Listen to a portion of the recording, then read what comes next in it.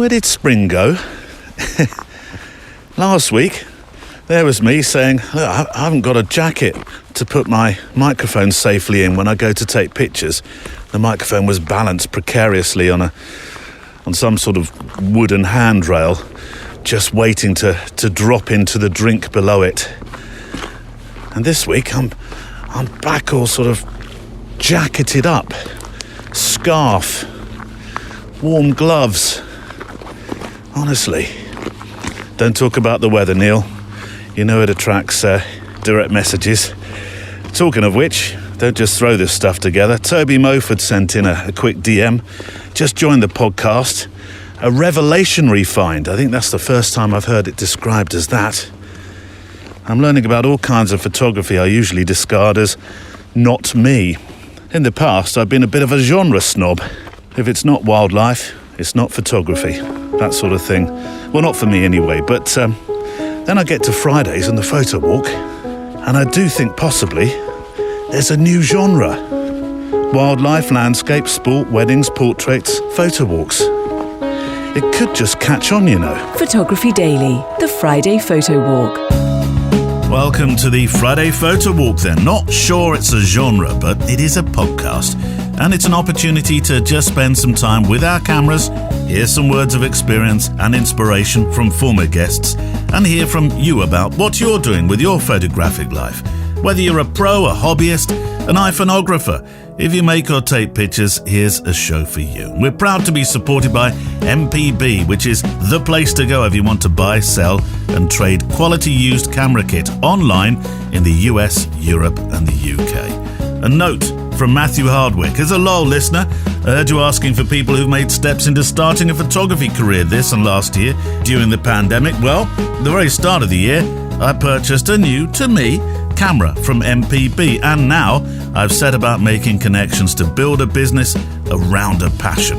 And good luck, Matthew. We should hear an update really on how you're doing, and some words of love from those that have used MPB, the service, who've left a 5-star rating on Trustpilot, where MPB have a score of 4.9 out of 5 based on over 10,600 reviews. Richard Brandweiner, a fair and easy camera sell-on service.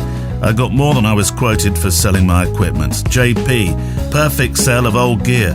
Got a quote to sell some old camera stuff, packed it up and was picked up by our friendly local DPD driver. Next day after inspection, I received an upgraded quote because my gear is in better condition than I'd put down. The following day, the money's in the account. Perfect transaction. Thank you, MPB. So, are we ready to walk? Lens cap off. Here comes the first mail. It's the Friday Photowalk. If you haven't joined us yet on Facebook, it's growing nicely actually. Some super pictures appearing in there. It's a private Facebook group, but just look us up. I'll put the link, of course, as always, on the show notes as well, on the web page today for the show. And click on, ask to join, and we'll let you in. Promise. Lots of shorter emails and DMs and thoughts this week, which is wonderful. It's great to hear from you, and thank you very much for taking the time that you do to write your messages in. Let's start with Roy Shersel. Just a note, re your thought to open up the walks, Neil. Would love to come on one. Do you have any thoughts on when you may do these? Oh yes, we mentioned it last week. And Dennis Skyam, photo hero of mine and many others, it appears, said just say the place and I'll be there. Dennis, you're in Copenhagen. Not quite sure we're allowed to travel quite like that at the moment. How decadent the day that we can, eh, Den? I can't wait to meet up. If we're going to have a photo shoot off, though, you're clearly going to win. I'm going to go home with my tail between my legs that day. But, I guess really I'm thinking about close-ish to home to start with. So, Berkshire, Oxfordshire. I've spoken already about a Morse Walk with Steve Vaughan.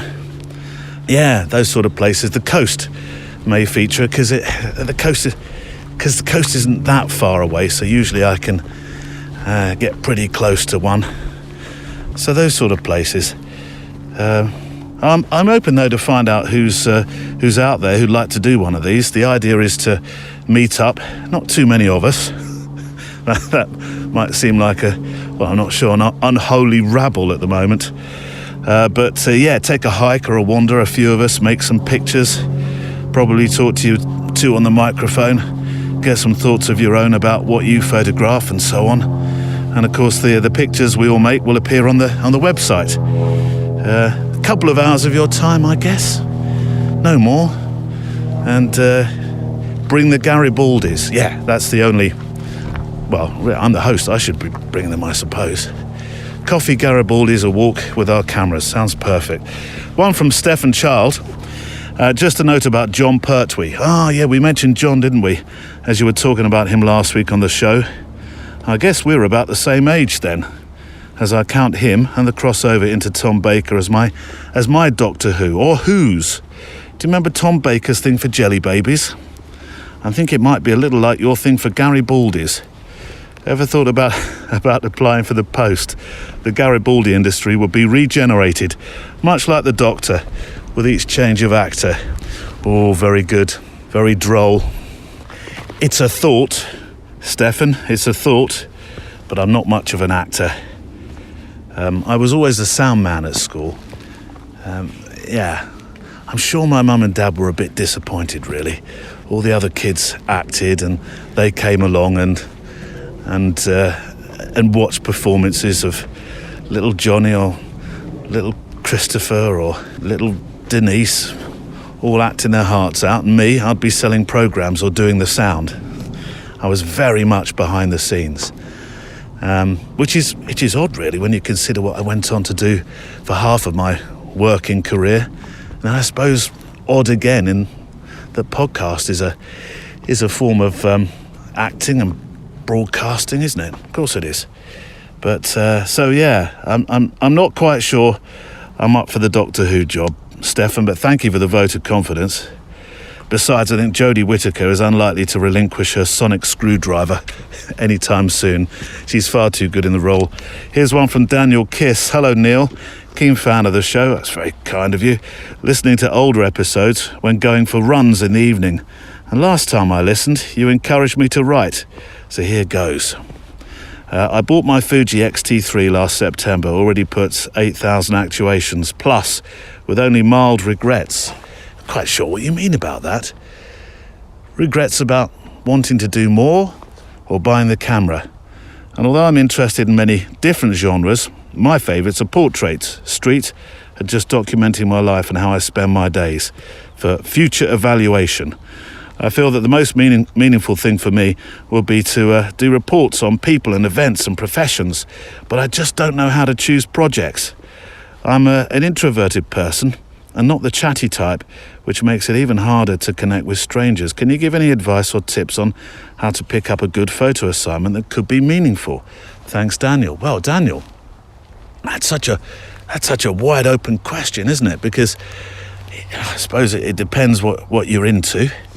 What you enjoy photographing. It was interesting, wasn't it, to hear on Wednesday from Mike Kelly, who's an amazing architectural photographer, who was talking about the fact that he, as an introvert, he seems to have found a job that suits him perfectly because he's in a property, or of course also when he's photographing the aircraft. He talked about aviation as well, didn't he? As being that sort of, it's sort of carved out the perfect career for himself. So, I mean, John Manell would be another one who comes to mind. I did have, I remember talking to him about, he talked about catastrophizing, didn't he? I played some of him last week, and of course he was a guest on FujiCast as well, but what the hey, as they say. I think we'll play a little bit more in a moment, see if I can find that piece about him talking about catastrophizing, or what's the worst that can happen when you're out there making pictures. I mean, as far as street goes, I guess, and any project really, when it comes to having some sort of repartee with people, some sort of connection with people, the first person is the hardest to ask, and then it seems to open up.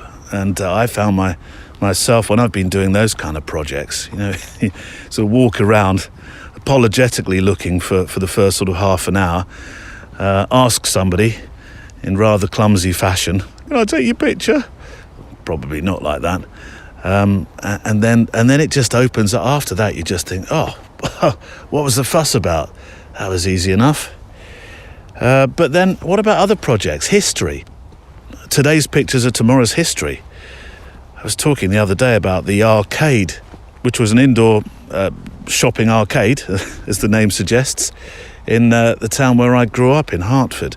I mean, that was knocked down to make way for a big supermarket, but the photographs then of just making pictures of those shops that time, that would have been a great project. I mean, everywhere you photograph today is history for tomorrow. Within 10 years, within 5 years, I often notice signs for new buildings that are about to go up, and you think, wow, let me grab the old building before the new building goes up. And I'm just about to, in fact, I'm walking up to it now. There's a wonderful old corrugated iron roof on an old barn that just has been devoured by the trees around it. I mean, could that be a project? You know, these old buildings taken by time. I mean, if you look around you, I think that's what you're asking. If you look around, there are so many things that could be projects waiting to happen, if you like. Projects in the wings. So hopefully, Stefan, that I hope that addresses your question. Don't be afraid to write back, though. Neil, no, what I meant was, in the meantime, let's play some more John Manell, who appeared on the show last year, talking about making his street portraits and street projects.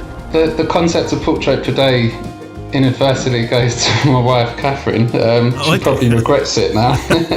So her concept was to go out and take photos. It would be landscapes or street art. I'd often go out when streets were quieter because that was what I felt more comfortable with. Yeah. And then I moved on to joined a couple of night courses again, this time a bit more research and doing black and white film. And then there was sort of governmental cuts which classified photography not as a vocational career subject to study, which meant it lacked funding. So every year the courses got more expensive, and as people dropped off the course, they couldn't validate running them.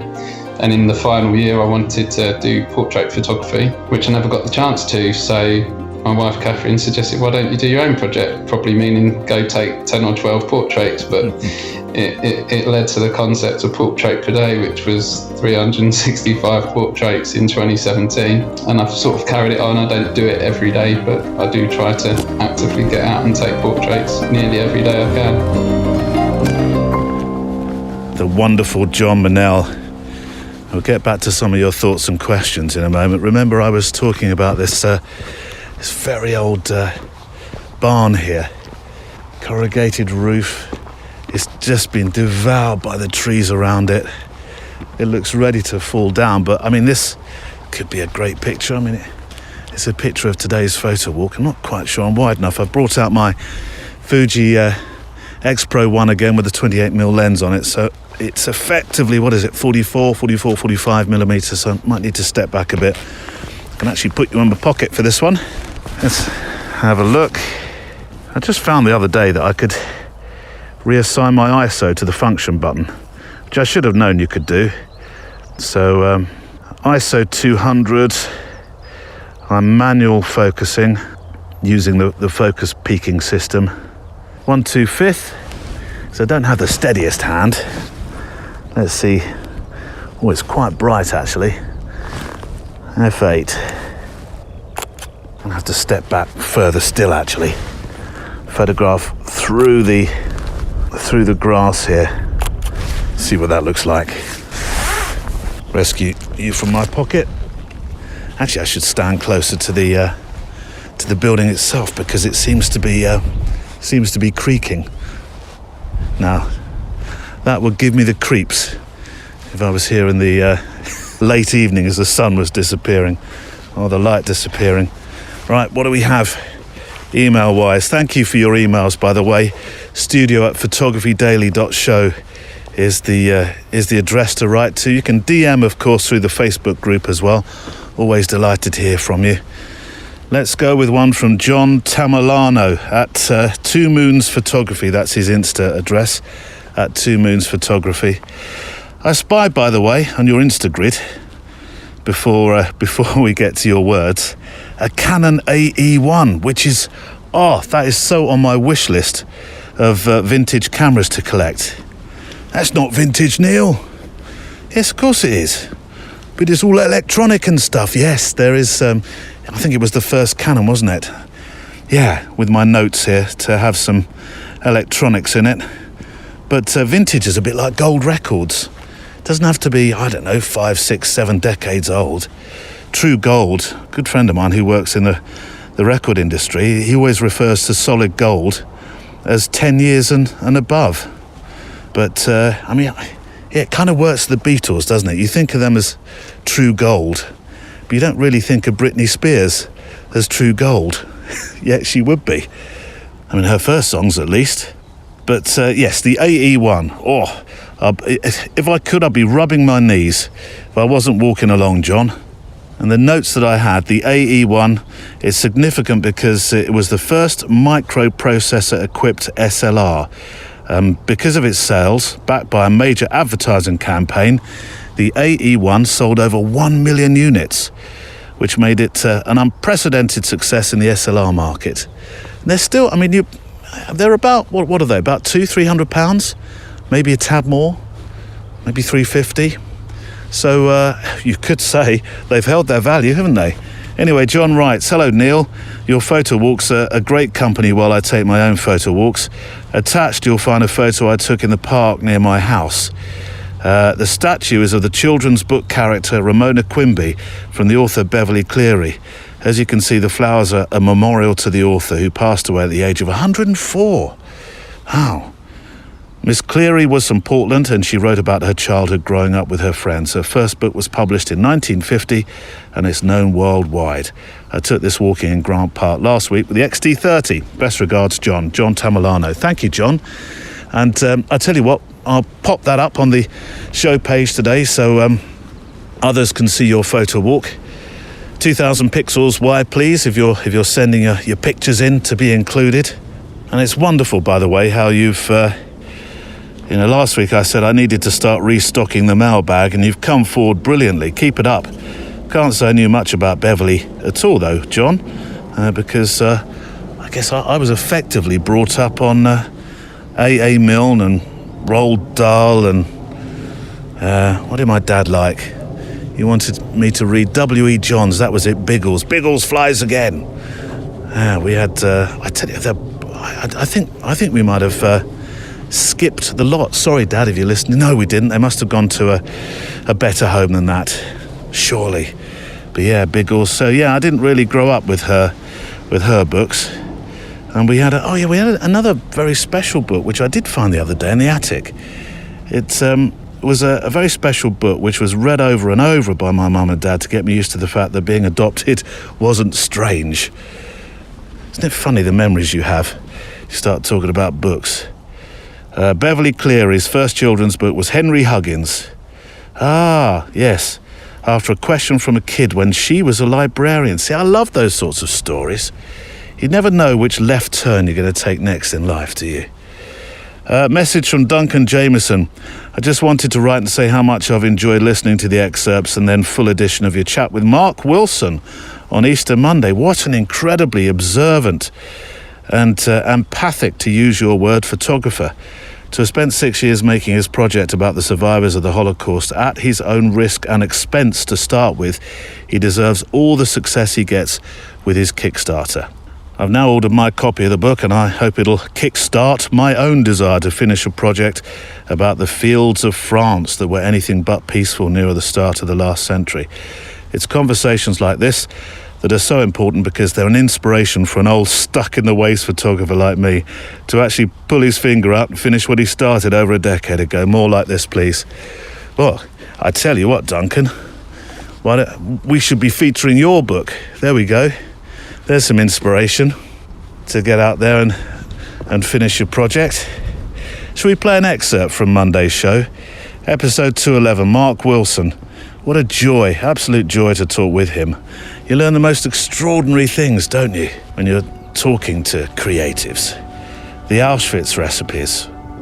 was one of those, which if you've heard, well, that's fine, but if you haven't, I don't want to spoil that, so I won't play that bit. But it's actually a beautiful story from what sounds like a truly horrible, suggestive title. But let's hear from that programme on Monday. And if you haven't yet downloaded it, I implore you, take a listen. He was such a generous-natured photographer to talk with. This is Mark. I had thoughts of what I would feel. Yeah. And then I had the actuality of what I felt, when I was there. And that kind of changed and grew as the project, kind of continued. And what I found is that the more stories, the more people I'd met and the more stories I was told, the harder it got, because every time I went to one of these locations, and these locations, each location is specific to the stories, and then some other connected locations. And that, I'd be standing in one of these locations where I could potentially know the general overall history of these places, and I may have read something, or you could read a sign, or you could read a small document. Yeah. But there was particularly, there were locations where I'd been told very specific events by these people. And so it makes it much harder to work, because you know that you're not just looking at a place, but you're looking at a person's story. And my mother said, "Don't worry." And the soldier had a big sack.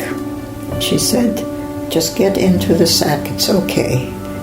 And she said, "Goodbye, keep quiet, don't say a word." You know that this is the field where this happened to this person, or this, where this person saw this happening to someone else, etc. in that way. So it adds a whole kind of extra layer to it. Whilst that made it harder for me, in some ways the experience was harder, it made, I hope, much better photographs.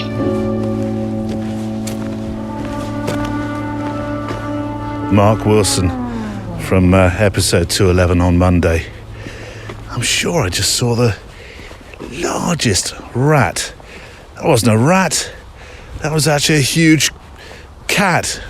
It could have been massive. They breed them big out here in the countryside. Have I ever told you about the Diramo story from Gambia? Have I? All right. I won't do that one again then. One from Melanie Parler in Washington. Hello, Neil. Just wanted to say how much I enjoyed Mark Wilson's episode Monday. You see some things and hear some things in life that leave an indelible mark in your heart and memory. I don't think I'll ever forget hearing about the Auschwitz recipes. See, we mentioned them, didn't we? What a remarkable story. I'll admit, when I saw the word Holocaust to start with, I wondered if it might be too heavy going for my Monday morning, but I'm so pleased I took that show with my dog Wilbert on a photo walk. I love that name for a dog. Wilbert, what are you up to? Bring me my slipper back. I work as an office medic at a large recruitment company usually, so photography is something I dream of having one day as a job. But a pastime for a decade now is just as rewarding. I'm a new listener, having come across on the advice of another podcaster. But you didn't say which one. I'd love to know who that was. Was it somebody in photography, or was it an entirely different kind of podcast? But I'm really pleased to have found and made this show one of my bookmarked ones. So Melanie, first-time writer, thank you very much. You must send some pictures from your own walks. The 2,000 pics rule on the widest side. Send them into studio@photographydaily.show. I'm always delighted to receive them, whether they're urban or countryside. We've had some fantastic ones, some snowy scenes, which in the Northern Hemisphere at least will be replaced by wonderful sunshine scenes very soon, won't they? This is great. This is like I wish I knew what trees these were, really sort of heavy. I don't know what they are, but they're forming an arch. It's like, let me get a picture looking down the track here. Pop you in my pocket. I hope I'll do this justice.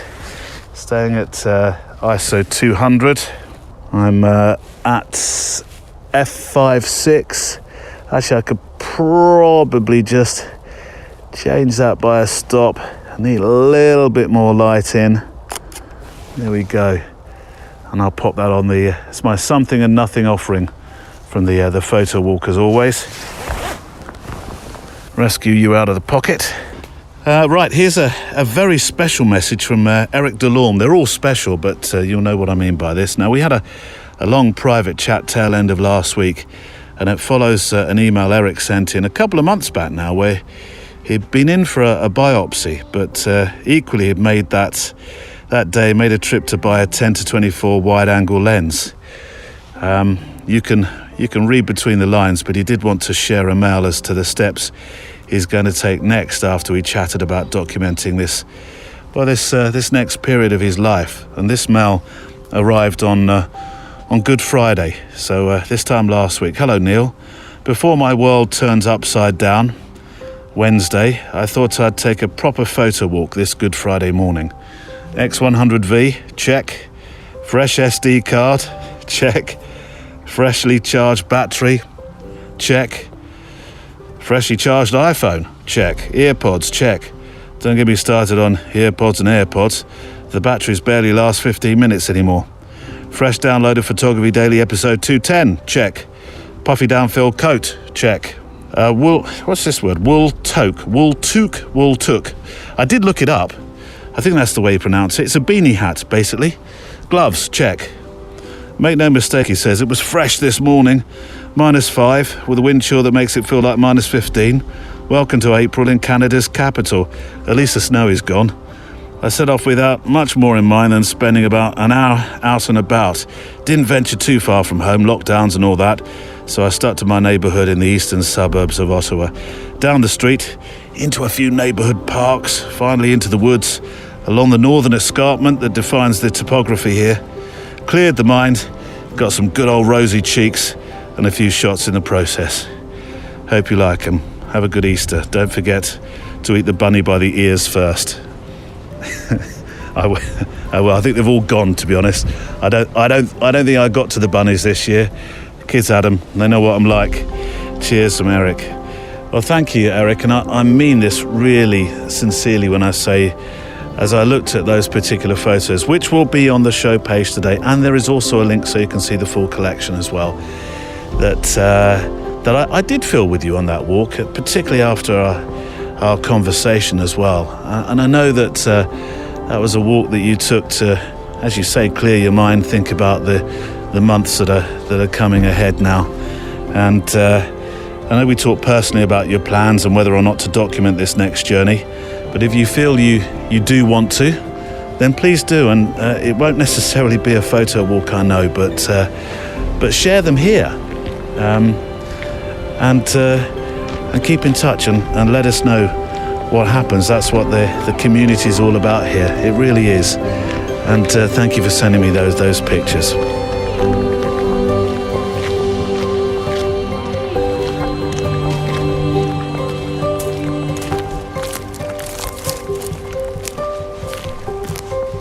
Remember last week I said I hadn't heard from anyone down under for a while on the Friday Photo Walk edition. You lot, you're amazing.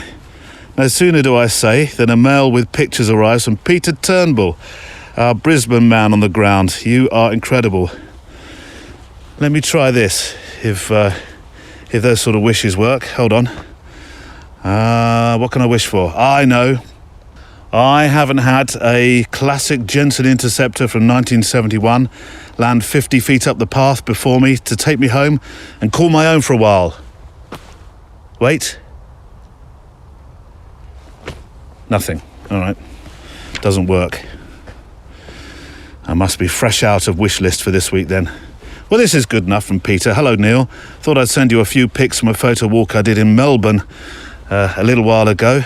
I travelled down from my hometown of Brisbane for a seminar and thought it'd be a great opportunity to get some nice street shots. I packed the kit, including my tripod, thinking Melbourne's nightlife would be a great subject. Unfortunately, I left the camera bracket at home, so just sucked it up, grabbed my Sigma 20mm art and hit the streets. Hosier Lane is a well-known graffiti site, so I had to head down there. Now, I'll put these pictures so that these make sense and on the show page today, and I'll link to it in the show notes. As Peter says, I saw the older gent who went by the name Deja Vu finishing off some artwork and asked if he'd mind me taking a few shots. He was happy to oblige, introduced me to his cat and read me a poem that he'd written. I left him a few dollars to get a meal and for him and his cat, and left with a couple of pictures and a great memory. Hope you enjoy the images from Down Under, Peter Turnbull. Peter, I so did. Love this story as well, so much, Peter. And the humour on the sign that you photographed is class. You'll have to go to the show page today to see what that is. It did make me chuckle. As for the chap you mentioned there, Deja Vu, reciting your poetry. See? Now that's a life experience. Maybe a smallish one, but one you won't forget. And Daniel Kiss, right at the start of the show, see, this is the kind of gold that awaits us out there as photographers, when we find a little bit of courage maybe, or strength to ask for a picture. But if you think about it, I mean, if you didn't have a camera slung around your shoulder, then you probably wouldn't go up to somebody like that and say, start chatting and perhaps ask for a portrait. Or maybe you would, some people would, but not many. I've heard it said many times that having a camera is a great enabler. The late Steve Shipman said that, didn't he? He said it was having a camera, having photography, having this, whether it's a pastime or profession, is a great enabler. And it so is. And you should never take that for granted. The opportunities that it brings you to see things, to do things, to talk to people that you never would otherwise think of, is quite incredible, really, isn't it? Here's one from Louisa Shaw. Hello, Neil. You mentioned you need some more mail, so I'd like to introduce myself and my husband, Michael. We're both photographers, not professional, but wildlife and nature hobbyists. Out of New Jersey. We kind of fight over the earbuds when we're out walking, since we try to listen in the way the show is designed. Though really, for us, it's become a Sunday photo walk now. We're working on a joint photo project that by the end of 2021 will be ready to share with the world, so watch this space. I will. Thank you for introducing the idea that not everything has to be shared straight away, that projects like a fine wine can mature. All the best from Lou and Mike. Thank you, Lou. Thank you, Mike. And if you're currently sharing the earbud, well, surely you've got the wireless ones. You're not pulling wires against each other. Come here, I want to go this way. No, this way. Right, last mail of the week time. I forgot to sing it last week. It wouldn't be an episode without Hegard the Dane. Neil, every time I write, it's apparently to praise you. You make it very difficult for a grumpy old man. What is wrong with you? I just listened to both episodes with Joe Pugliese. So that would be, yes, you're, of course, one of our very esteemed members of the Patreon, I know, so you'd have listened to the Columbo list question, and of course the interview.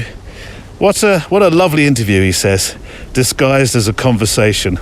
You make it seem so easy. Oh, you flatter me. I know that's not the case, thank you. No, thank you for your flattery. And I tell you what, Joe made it so easy because he was just a dream to talk with. You know, I found that the higher up the, how do we describe this? The higher up the pay scale you go, the more infamy that a photographer has, or you know what I mean. Sometimes the easier they are to talk to, the less. I just find that when somebody has, full confidence in who they are, what they do, the stories that they tell, then they're often an absolute dream to talk with. And they're so generous. Photographers like Ed Cashy and Pete Souza and Marissa Roth, all those photographers that have, that have seen a lot, done a lot. They are fully signed up legends. We have one to come next week, actually, from the world of NBA on, I'll tell you about that in a moment. My studio self will tell you something about that in a moment. But Joe Pugliese, yes, really easy to talk with. On Patreon, we heard about a personal project that he made with a sort of vintage camera. So we're talking vintage again. And he shared a contact sheet with us, which was fantastic. But let's hear a little more of Joe, shall we? Joe Pugliese, episode 209, Bono Hanks, Oprah Tyson, and how to shoot the stars. And Mike Tyson, on the other hand, was, he is this also larger than life, sort of historic pop culture figure that I grew up with. And I thought there was complexity there, which I thought was interesting. I thought he, and this was at his house in Las Vegas. And, it's just one of those classic old shoots that I kill for, which is we would like you to make portraits of this person. And you're going to go to their house and make them feel comfortable, and they'll hopefully make you feel comfortable in their house, and you will be guests in their house, and you will show something about the way they are and the way they live. And that's what this assignment was. And it was the photojournalist in me to do the portrait, wait for those moments, react to the things he does naturally and ask him to do them again, which is, in photojournalism, you're never asking somebody to do anything again. You have to get that moment. But, with portraiture, it's like I learn a lot when I put the camera down and I'm in between, it used to be changing film, but now I just put the camera down as a habit to see what people do with their face and their hands when they're not being photographed. And he rubs his face and rubs his hand on his head to just sort of reset and to just have a little moment where he's not being asked to pose. And I see that and I say, can you just do that? That's all I need from you, actually. That thing that you're doing anyway. And he was shy and sensitive, and he's a heavyweight boxing champion. He's a force in his sport. And he, after about 2 or 3 different places that we photographed him, he was kind enough to change and put different clothes on and show us his pigeons, and totally sweet. He finally just turned to me and said, do we have to do any more pictures today? It just, in the softest voice, the most human way, he said, do we have to do any more? It wasn't like there was no attitude. He could have said, like, look, man, I'm tired. Like, let's finish this up. He just said, can you just let me know if we have to do more? And I said, no, I think we've got it. An absolute privilege to talk with Joe Pugliese. And of course, that was Joe talking about his work with Mike Tyson, the gentle giant, it appears, of heavyweight. I'll link to the full interview on the show page today. And that's it for the Photo Walk and for this week.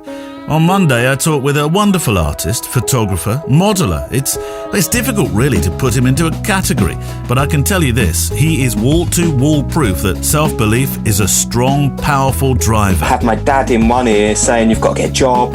Yeah. I'd also just got my first mortgage, and so he's saying, you've got to get a job, and I'm like, well, I started selling these bits on eBay. What if I'm onto something here? Roy of Roy's People on Monday, then the legendary American NBA photographer Andrew D. Bernstein on Wednesday.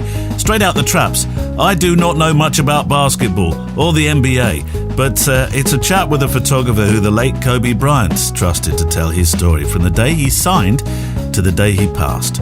We learn what it takes to shoot sports, not just hoops. We learn about how to read your photographic game. We learn about what it takes to be in that game, if you will. You have to be a genuine person. You have to come through with promises that you make. You have to meet deadlines. You have to treat people respectfully. Andrew D. Bernstein on Wednesday. Keep sending in your questions or feedback to studio@photographydaily.show so that I can feature you in the mailbag edition, which is the Friday Photo Walk. Be sure to visit today's website show page. You'll find a link on the description in your podcast player app. That way you'll be able to click to the links of the pictures that we talk about. Music in the show was from artlist.io, and I look forward to photographing with you, hearing from you and talking with you Monday. Would you do me a little favour this week? If you can, if you've enjoyed the show, if you've got this far, the chances are that you have. If you could take a moment to share it in a Facebook group. Something relevant would be best, I guess. Something like a photography Facebook group. There are so many. Just to say, I heard this podcast. It's a little bit different. They go for a photo walk on a Friday, and during the week they talk to all sorts of people. Pop a link, a URL from the show page, and that just may attract a few more people across. Keep the cogs turning. That sort of thing. There we are. I think that's a skylark. She agrees. And talking of Facebook, bonus one this week that I spied on Facebook, Diane Seddon, who was gutted at the suggestion Car doesn't really talk and it is in fact me. Well, what a load of nonsense. Of course I have a voice. Might sound like somebody we know, but otherwise, it's me, Diane. See, there we go. That's Car. Everyone happy? No, not really. Oh. Why is that? My boots, they're dry this week, No, the fact that I always park about an hour and a half away from you, never in a car park with an Alfa Romeo to chat up, no. Well, what then? One word, all right? Interceptor. Oh, don't tell me you're jealous. Well, I'd like to see how well one of those would do on a cold morning in the dark, or how many sheets of ply it could carry. I bet it doesn't have heated seats or heated steering wheel, or integral sat-nav, or a full-length sunroof. Gas guzzler if ever I saw one. Photography Daily is a Loading Zone production. I bet you can't find a mechanic for miles around.